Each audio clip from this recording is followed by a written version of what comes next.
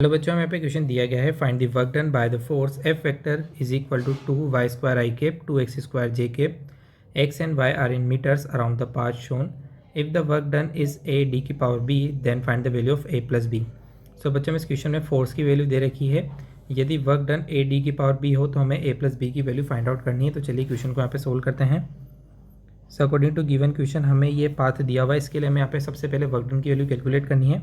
तो इस पाथ की मैं थोड़ी नेमिंग कर रहा हूँ। इस पॉइंट को O बोल रहा हूँ, इसको A, ये हो जाएगा B, इसको बोल रहा हूँ मैं यहाँ पे C। ठीक है। अब यदि यहाँ पे मैं डिस्प्लेसमेंट वेक्टर लिखना चाहूँ dr वेक्टर एक्स वाई के लिए, तो वो कितना हो जाएगा dx i के प्लस dy j के। सो dw मैं लिख सकता हूँ यहाँ से f डॉट dr। ठीक है। सो यहाँ से dw किसके बराबर हो जाएगा f डॉट dr के। f की वैल्यू पुट कर देते हैं। f हमारे पास है 2y² i के प्लस 2x² j के, और dr की जगह पे आ जाएगा dx i के प्लस dy j के। ठीक है।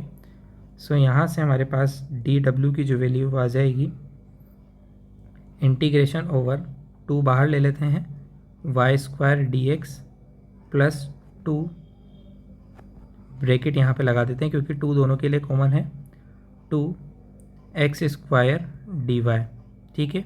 इंटीग्रेशन dw इसके बराबर आ जाएगा। चलिए अब अपन यहाँ पे एक एक पाथ के लिए निकालते हैं। सबसे पहले मैं बात करता हूँ पाथ OA के लिए। तो मैं dw का इंटीग्रेशन WOA यहाँ पे लिख सकता हूँ। 2 बाहर आ जाएगा, integration y² dx plus integration 2x² dy। ठीक है। चलिए अब अपन यहाँ पे बात करते हैं OA पाथ के लिए। तो जब मैं यहाँ पे बात करता हूँ OA पाथ के लिए, तो इसके लिए तो देखो y की वैल्यू कितनी है, 0 है, y 0 है, तो ये पूरी वैल्यू क्या हो गई, 0 हो गई। और यदि मैं यहाँ पे बात करूँ 2x² dy की, तो dy किस को रिप्रेजेंट करता है, y में चेंज हो। तो OA के अलोंग y में तो कोई चेंज हुआ नहीं है, सो यहाँ पे dy 0 है। सो जो नेट वर्क डन OA के अलोंग आएगा वो 0 आ जाएगा। ठीक है। चलिए अब बात करते हैं पाथ AB के लिए। सो 2 बाहर, bracket integration y² dx plus integration 2x² dy bracket close. अब यहाँ पे लिमिट देखते हैं। तो यदि मैं y की यहाँ पे बात करूँ बेटा, dx में लिख रहा हूँ y² dx। ठीक है। जब मैं AB के अलोंग यहाँ पे चला हूँ, तो AB के अलोंग चलते समय जो dx है बेटा, उसमें चेंज कितना है, यहाँ पे 0 है। ठीक है। सो यहाँ पे dx में चेंज 0 है, सो ये तो इंटीग्रेशन 0 हो जाएगा। अब मैं यहाँ पे y की बात करता हूँ, तो जब मैं AB के अलोंग चला तो y में कितना चेंज आया, 0 to d आया है। ठीक है। तो देखिए 2 पहले से बाहर है, इस वाले 2 को भी बाहर ले लेते हैं, x² भी बाहर आ जाएगा। ठीक है।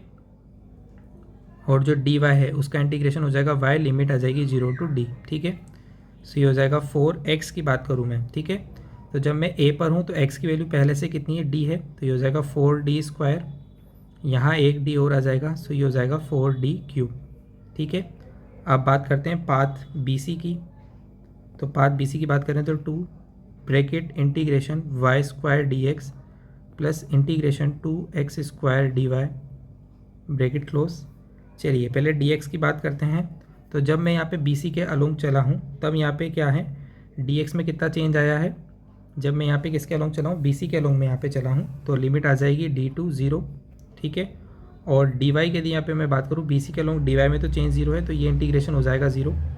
सो यहाँ से हमारे पास आ जाएगा 2y² को बाहर ले लेते हैं। ठीक है। 2y² dx का इंटीग्रेशन x, लिमिट 0 से d। सो 2, इस टाइम पर जो y की वैल्यू वो d है, तो 2d² 0 माइनस d, सो ये आ जाएगा -2d³। ठीक है। चलिए अब यहाँ पे C A के अलोंग बात करते हैं, C से O की बात करते हैं।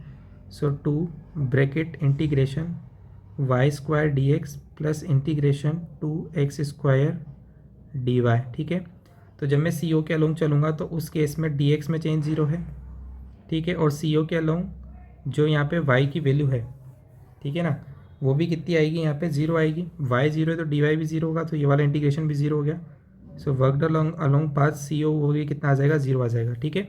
सो यदि यहाँ पे मैं नेट वर्क डन की बात करूँ, यहाँ देख लेते हैं। यदि मैं यहाँ पे W नेट की बात करूँ, तो देखिए फर्स्ट वाला 0 है, ये है 4d³, ये है -2d³, ये वाला 0, तो इन सभी का सम कितना आ जाएगा, 2d³ आ जाएगा। जिसको यदि मैं a d की पावर b से कंपेयर करूँ तो a की वैल्यू आ जाएगी 2। ठीक है, और b की वैल्यू आ जाएगी 3। हमसे पूछिए a प्लस बी की वैल्यू, तो ये आ जाएगी 5। तो 5 आपका आंसर यहाँ पे हो जाएगा। Thank you.